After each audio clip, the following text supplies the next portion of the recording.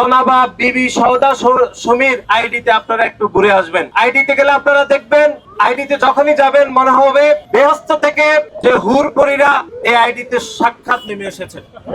কিন্তু ID skip করে আপনারা যখন নিচে যাবেন তখন দেখবেন সাক্ষাৎ শয়তান আইডিতে ভর করেছে।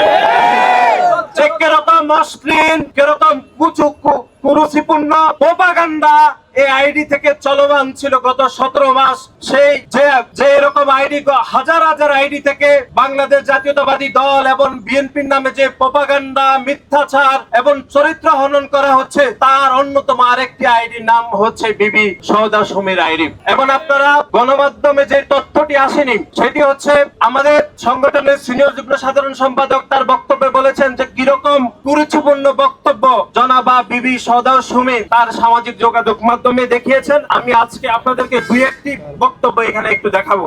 একটি দিন এখানে দেখেছেন যে আমাদের দলের সিনিয়র যুগ্ম মহাসচিব জনাব রুহুল কবির রিজভী আহমেদকে উদ্ধৃত করে কিরকম একটি ভুল মিথ্যাচার করা হয়েছে আপনারা এখানে দেখেছেন। এটি এই আইডি থেকে করা হয়েছে। এবং দেখেছেন আমাদের দলের চেয়ারম্যান গণপ্রজাতন্ত্রী বাংলাদেশ সরকারের মাননীয় প্রধানমন্ত্রী এবং ওনার মেয়েকে জড়িয়ে কিরকম কুরুচিপূর্ণ এবং মিথ্যাচার করা হয়েছে সেই আইডি থেকে। এবং আপনারা দেখবেন এই আইডি থেকে এর আগেও আমাদের সংসদের পররাষ্ট্র প্রতিমন্ত্রীকে নিয়ে এরকম কুরুচিপূর্ণ বক্তব্য দেওয়া হয়েছে। সুতরাং এই আইডিতে দেখলে বোঝা যায় যে এই আইডির উপর যে কিরকম সাক্ষাৎ শয়তান ভর করেছে গত 17 মাস ধরে।